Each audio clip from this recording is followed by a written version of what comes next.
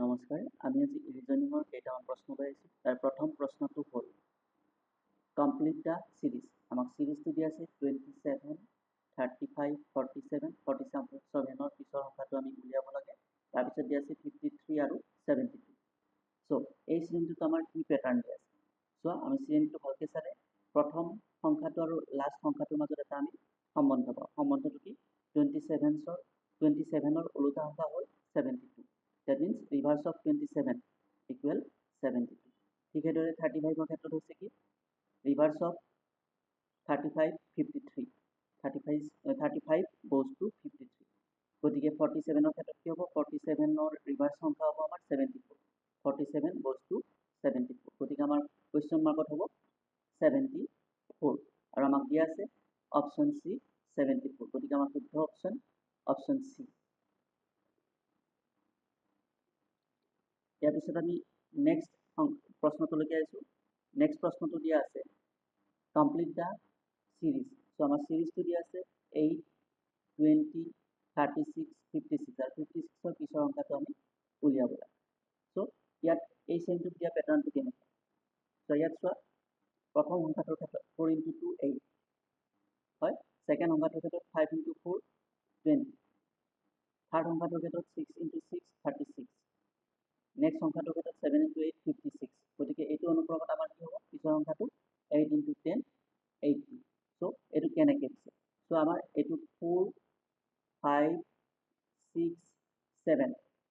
চ' 1 কে increase হৈ গৈছে হয়। নেক্সট মাল্টিপ্লাই কিহেৰে হৈছে? 2 4 6 8। গতিকে আমাৰ নেক্সট সংখ্যাটো উলিয়াৰ ক্ষেত্ৰত আমি কি কৰিব লাগিব? 4 5 6 7 তাৰপিছত আমাৰ কি হ'ব? 8 হ'ব।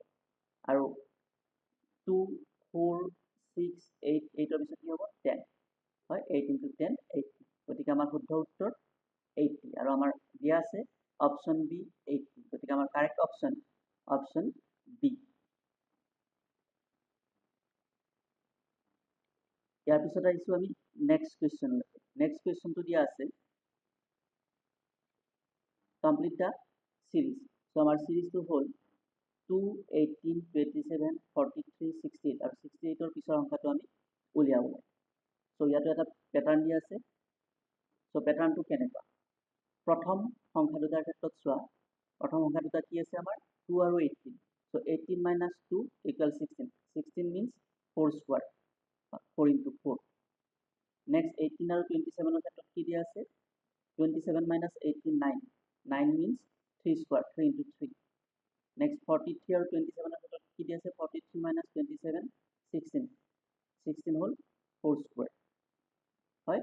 নেক্সট আমাৰ 68 আৰু 43 ক্ষেত্ৰত কি দিয়া আছে? 68 - 43 25. 5 square. গতিকে ইয়াৰ পিছৰ সংখ্যাটো আমাৰ কি হ'ব? 5 square যিহেতু পিছৰ সংখ্যাটোত আমি 6 square পাব লাগিব। 6 square হ'লে আমাৰ কি হ'ব? 104 - 68 that is 36. 6 square. গতিকে আমাৰ শুদ্ধ উত্তৰ কি হ'ব? 104 আৰু 104 ক'ত দিয়া আছে? আমাৰ অপশ্যন চি দিয়া আছে। গতিকে আমাৰ কাৰেক্ট অপশ্যন হ'ব অপশ্যন চি। ইয়াৰ পিছত আমি নেক্সট প্ৰশ্নলৈ আহিছোঁ। নেক্সট প্ৰশ্নটো দিয়া আছে in a row of 26 boys, when Ritik shifted 6 places towards the left, he became 10th from the left end. What was his earlier position from the right end of the row? So ইয়াত চোৱা, ইয়াত কি কৈছে যে আমাৰ condition কি দিয়া আছে? টোটেল বয়জ 26 হয়। Ritik shifted 6 places towards the left. He became 10th from the left end. অৰ্থাৎ Ritik is 16th position from left before shifting. হয়, Ritik ক'ত থাকিব? 16 পজিশ্যন থাকিব। গতিকে আমাৰ কি হ'ব? 26 - 16 ইকুৱেল কিমান? 10. গতিকে কি হ'ব? There are 11 boys before Ritik. Ritikৰ আগত কিমান থাকিব? 11জন ল'ৰা। গতিকে his position কিমান হ'ব? His position was 11 from the right end. So right সাইডৰ পৰা তেওঁৰ পজিশ্যন কিমান হ'ব? 11 পজিশ্যন। গতিকে আমাৰ শুদ্ধ উত্তৰ হ'ব 11 পজিশ্যন আৰু আমাক ইয়াত দিয়া আছে অপশ্যন বি 11 পজিশ্যন। ইয়াৰ পিছত আহিছোঁ নেক্সট প্ৰশ্নলৈ। নেক্সট প্ৰশ্নটো হ'ল identify the wrong number in the series. আমাৰ চিৰিজটো দিয়া আছে, ইয়াত অশুদ্ধ সংখ্যাটো আমাক ওলাব দিছে। ইয়াত আমাৰ শ্ৰেণীটো দিয়া আছে 0, 1, 1, 2, 3, 5, 8, 13, 20, 34, 34। গতিকে ইয়াৰ অশুদ্ধ সংখ্যাটো কি হ'ব? এইটো এটা আমাৰ ফিবনাকি চিৰিজ। ফিবনাকি চিৰিজৰ ক্ষেত্ৰত কি হয় যে এই প্ৰথম সংখ্যা দুটা প্লাছ কৰাৰ পিছত কি হ'ব? নেক্সট সংখ্যাটো হয়। নেক্সট এই 1 আৰু 1, দ্যাট মিনছ 0 প্লাছ 1 আমাৰ কিমান হৈছে? 1 হৈছে। নেক্সট 1 প্লাছ 1 2 হৈছে। নেক্সট 1 প্লাছ 2 3 হৈছে হয়। 2 প্লাছ 3 5 হৈছে। 2 প্লাছ 3 5 হৈছে। দেন 3 প্লাছ 5 8 হৈছে। 5 প্লাছ 8 13 হৈছে। দেন 8 প্লাছ 13 কিমান হ'ব লাগে? 21 হ'ব লাগে। কিন্তু ইয়াত কি দিয়া আছে? 20 দিয়া আছে হয়। 8 প্লাছ 13 আমাৰ কিমান হ'ব লাগে? 21 হ'ব লাগে, আৰু আমাক দিয়া আছে 20 হয়। এগেইন 21 প্লাছ 13 কিমান হয়? 34 হয়।